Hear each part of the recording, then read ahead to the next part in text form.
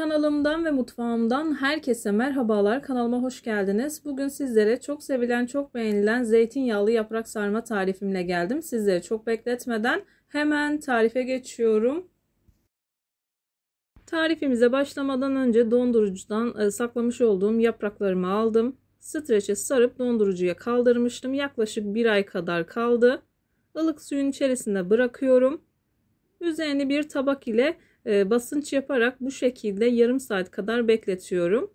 Acele etmeyin, kendi kendine çözülecektir. Bir yandan içini hazırlıyorum. İçi için uygun bir tencerenin içerisine 1 su bardağı kadar zeytinyağını ekledim. 3 adet orta boy soğanımı minik minik doğradım. Soğanlarımı hafif pembeleşinceye kadar kavuruyorum.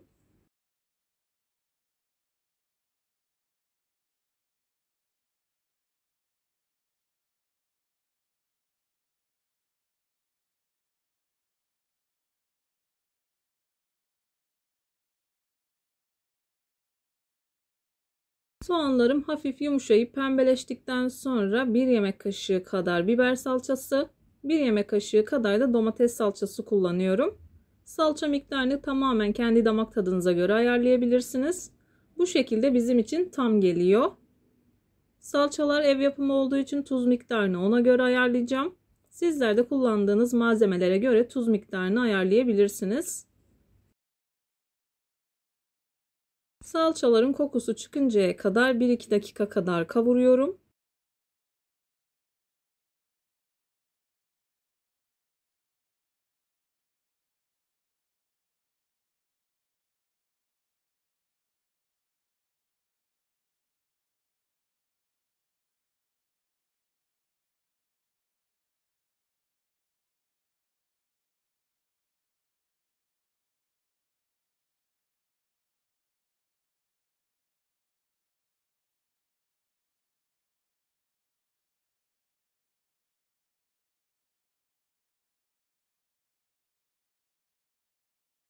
Salçanın kokusu çıkıncaya kadar kavurdum. Bir kenarda yıkamış olduğum süzgeçte beklettiğim 3 bardak pirincimi ekliyorum.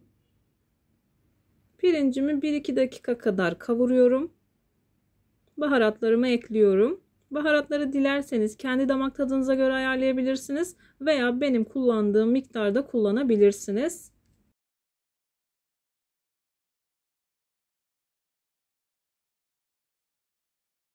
Videomu tam da buraya kadar izlediyseniz her zaman olduğu gibi sizlerden ricam yoruma kalp olur, emoji olur veya tarifim hakkında farklı bir fikriniz varsa bunu da benimle paylaşabilirsiniz. Ayrıca videolarımı sevdiğiniz kişilerle de paylaşarak bana bu şekilde destek olabilirsiniz. Pirincimi de güzelce kavurdum. Pirincin kavrulması çok önemli. Eğer bir de dondurucuya kaldıracaksanız mutlaka güzelce kavurun. 2 yemek kaşığı kadar nane ekliyorum. Nanemiz ev yapımı olduğu için ben biraz bol kullanıyorum. 1 tatlı kaşığı kadar pul biber, 1 çay kaşığı kadar karabiber, yarım çay kaşığı kadar kimyon. 1 adet limon suyunu sıktım. Limon suyunu da ekliyorum. Ekşisini tamamen kendinize göre ayarlayabilirsiniz. 1-2 yemek kaşığı kadar göz kararı olacak şekilde nar ekşisi döküyorum. Güzelce karıştırdıktan sonra birkaç saniye kadar bu şekilde karıştırmaya devam ediyorum. Sonradan üzerine 1 bardak kadar sıcak su ekliyorum. Tuzunu, sarımsağını ve şekerini sonradan ekleyeceğim. Tuzuna bakarak o şekilde ayarlıyorum. Göz kararı olacak şekilde çok az tuz ekliyorum. 1 çay bardağı kadar sıcak su ekledim.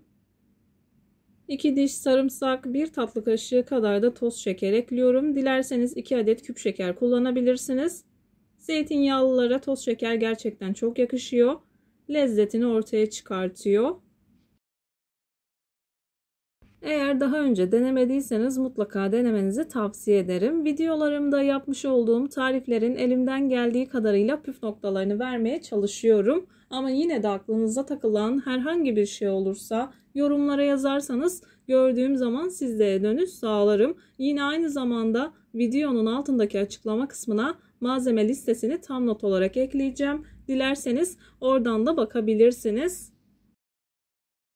Malzemelerimi karıştırdım. Çok az daha su ekledim. Toplamda 1 çay bardağı kullandım. Öncesinde biraz eksik kullanmıştım. 1 çay bardağına tamamlamış oldum. Kapağını kapatıyorum. Ara ara bu şekilde karıştırıyorum.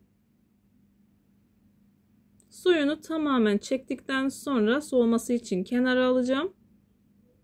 Soğuduktan sonra sarmaya başlayacağım. Tam da bu aşamada altını kapatıyorum. Gördüğünüz gibi suyunu tamamen çekti. Sadece yağı kaldı. Soğuduğunda o yağını da çekecektir. İç malzemesinin soğuması için kenara aldım. Hemen yapraklarımı kontrol ediyorum. Ben iç malzemesini hazırlayana kadar yapraklarım da görüldüğü gibi erimeye başladı. Dikkatli bir şekilde açıyorum.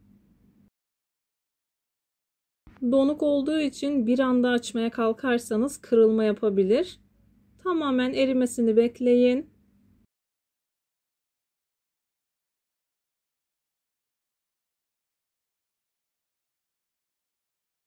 Gördüğünüz gibi yapraklarım gerçekten bu şekilde çok güzel oluyor. Bu şekilde çözdükten sonra tuzlu suda hafif sarartıyorum. Sıcak suyu görmesi yeterli oluyor. Çok fazla böyle kaynatmanıza gerek yok. Bir 30 saniye kadar kaynatmanız yeterli. Zaten hemen sararmaya başlıyor. Yaprak saklama yöntemini ayrıntılı olarak video olarak paylaşmıştım. Dilerseniz oradan bakabilirsiniz.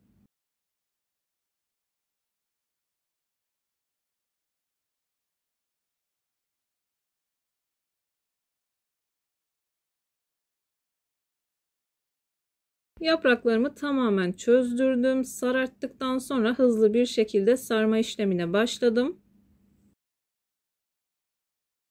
Ben genelde bu şekilde tahtanın üzerinde sarıyorum. İsterseniz anne usulü elinizin üzerinde de sarabilirsiniz veya poşet yardımı ile de sarabilirsiniz. Bir önceki videolarımdan poşetle sarma kısmını da izleyebilirsiniz.